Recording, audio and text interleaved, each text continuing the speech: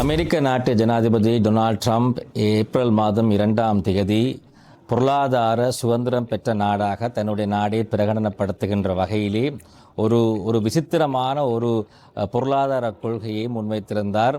தன்னுடைய நாட்டுக்கு யாரெல்லாம் ஏற்றுமதி செய்கிறார்களோ அந்த ஏற்றுமதி செய்கிற அனைத்து நாடுகளுக்கும் 10% அடிப்படை வரியாகவும் அதை தாண்டி 10% 49% வரையிலான வகையிலே ஒவ்வொரு நாடுகளுக்கும் ஒவ்வொரு விகிதாசாரம் என்ற அடிப்படையிலே வரி விதித்திருந்தார். அதாவது ரெசிப்ரோக்கல் டரிஃப் என்ற அடிப்படையிலே அந்த வரியை நடைமுறைப்படுத்தியிருந்தார்.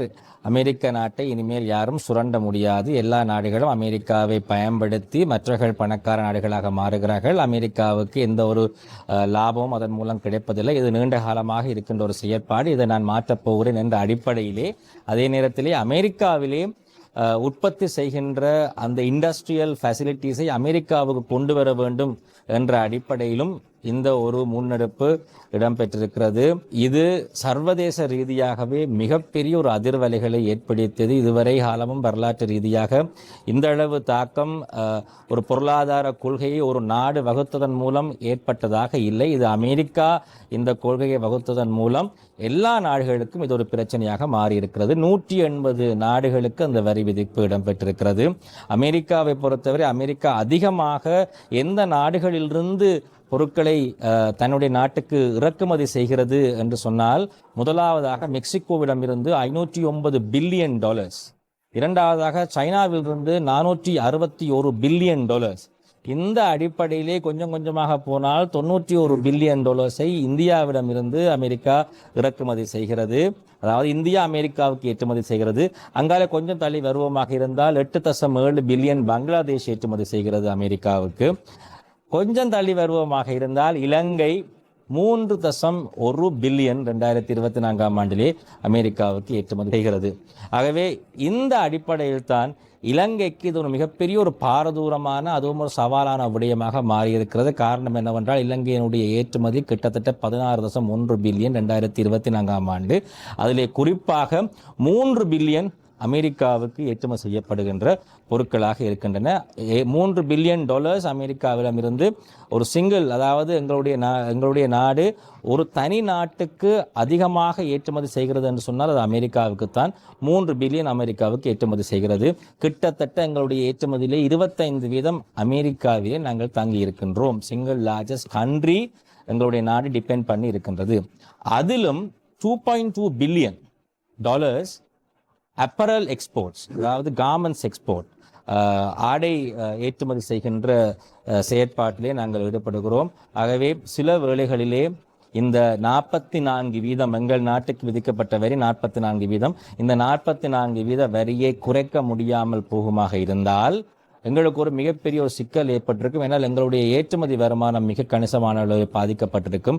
எங்களுடைய பொருட்கள் அமெரிக்காவிலே வேண்டுபவர்களுக்கு விலை உயர்ந்த பொருட்களாக மாறும். ஆகவே எங்களுடைய பொருட்களை நுகர முடியாத ஒரு சூழ்நிலை அவர்களுக்கு ஏற்படும். எங்களுடைய ஏற்றுமதிகளை எங்களால் செய்ய முடியாத ஒரு சூழ்நிலையும் ஏற்படும். எங்களுடைய போட்டி நாடுகளோடு ஒப்பிடுகின்ற பொழுது, அதாவது ஆடை ஏற்றுமதி செய்கின்ற போட்டி நாடுகளோடு ஒப்பிடுகின்ற பொழுது எங்களுக்கு 44% என்று வருகின்ற பொழுது எங்களுடைய கம்பேரிட்டிவ் அட்வான்டேஜை நாங்கள் இழந்து விடுவோம். ஆகவே அமெரிக்காவிலே எங்களுடைய பொருட்களை விற்பனை செய்ய முடியாத சூழ்நிலை எங்களுக்கு ஏற்படும். அப்படி ஏற்படுமாக இருந்தால் எங்களுடைய ஏற்றுமதி வியாபாரம் பாரிய அளவிலே பாதிக்கப்படும். ஒரு தனி நாட்டுக்கு நாங்கள் அதிகமாக ஏற்றுமதி செய்கிறோம் என்று சொல்லியிருந்தேன். கிட்டத்தட்ட எங்களுடைய உழைக்கும் தொழிலாளர்களே ஆடை தொழிற்சாலைகளிலே வேலை செய்பவர்கள் கிட்டத்தட்ட 3 லட்சம் பேர் ஊழியர்கள் வேலை செய்கிறார்கள். இந்த துறை பாதிக்கப்படுமாக இருந்தால் பல பேருக்கு வேலையில்லா பிரச்சனை ஏற்பட்டிருக்கும். எங்கள் நாடு இப்பொழுதுதான் பொருளாதார பிரச்சனையிலிருந்து கொஞ்சம் முன்னேறி வந்து கொண்டிருக்கிறது.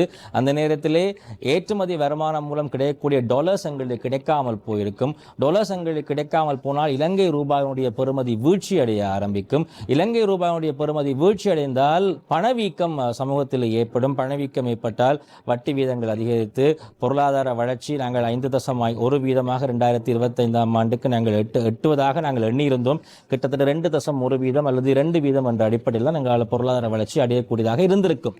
இப்படித்தான் டொனால்ட் ட்ரம்பினுடைய இந்த ஒரு வரி விதிப்பில் நாங்கள் சிக்கி தவித்துக் கொண்டிருக்கின்ற பொழுது ஏப்ரல் மாதம் 9ஆம் தேதி அமெரிக்க நாட்டிலே, எங்களுடைய நாட்டிலே ஏப்ரல் மாதம் 10ஆம் தேதி அமெரிக்கா ஜனாதிபதி மீண்டும் ஒரு அறிவுறுத்தலை மேற்கொள்கிறார்.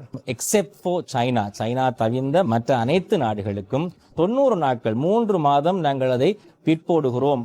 அந்த வரி 3 மாதத்துக்கு பிறகு அந்த வரி முறை நடைமுறைப்படுத்தப்படும் என்று ஒரு போஸ் கொடுத்திருக்கிறார். அதில் என்ன நடந்தது என்று சொன்னால், அப்படி கொடுத்ததன் பிறகு பங்கு சந்தைகள் எல்லாம் உலகளாவிய ரீதியிலே மிக பாரிய அளவு வளர்ச்சியை சந்தித்திருந்தது. வரலாறு காணாத ஒரு வளர்ச்சி எங்களுடைய நாட்டினுடைய பங்கு சந்தையிலே ஏற்பட்டிருந்தது. கிட்டத்தட்ட 900 பாயிண்ட்ஸ் எங்களுடைய நாட்டினுடைய ஆல் ஷேர் பிரைஸ் இண்டெக்ஸ் அதிகரித்தது. ஆல் ஷேர் பிரைஸ் இண்டெக்ஸ் கிட்டத்தட்ட 700 பாயிண்ட்ஸிலே கடைசியாக க்ளோஸ் பண்ணியிருந்தது. இது வரலாற்றிலே இதுவரை நடைபெறாத ஒரு விடயம். ஆகிய அந்த அளவு எங்களுடைய நாடு ஒரு பிரச்சனையிலிருந்து அப்பா தப்பித்து பிழைத்தோம் என்ற அடிப்படையிலே ஒரு பெருமூச்சு விடுகின்ற வகையிலே இந்த டொனால்ட் ட்ரம்பினுடைய ஒரு அறிவிப்பு இருந்தது. அதனால் கொழும்பு பங்குச்சந்தை மிக பாரிய அளவு வளர்ச்சியை சந்தித்திருந்தது. கொழும்பு பங்குச்சந்தை மட்டுமல்ல, ஜப்பான் பங்குச்சந்தை 8.2% அதிகரித்தது. அதே நேரத்தில் ஐரோப்பிய நாட்டினுடைய பங்குச்சந்தைகள் அனைத்துமே 5% மேலதிகமாக அதிகரித்தது. உலகளாவிய ரீதியில் அனைத்து நாட்டினுடைய பங்குச்சந்தைகளையும் அதிகரித்தன, சைனாவை தவிர. இதுதான் இந்த டொனால்ட் ட்ரம்ப் டரிஃபை அறிவிக்கின்ற பொழுது உலகளாவிய ரீதியில் அனைத்து பங்குச்சந்தைகளையும் வீழ்ச்சியடைந்தது. இப்பொழுது டொனால்ட் ட்ரம்ப் அந்த டரிஃப்களை 3 மாதம் தாமதமாக்கி போடுகின்ற பொழுது அனைத்து நாட்டினுடைய பங்குச்சந்தைகளும் வளர்ச்சியடைந்தது.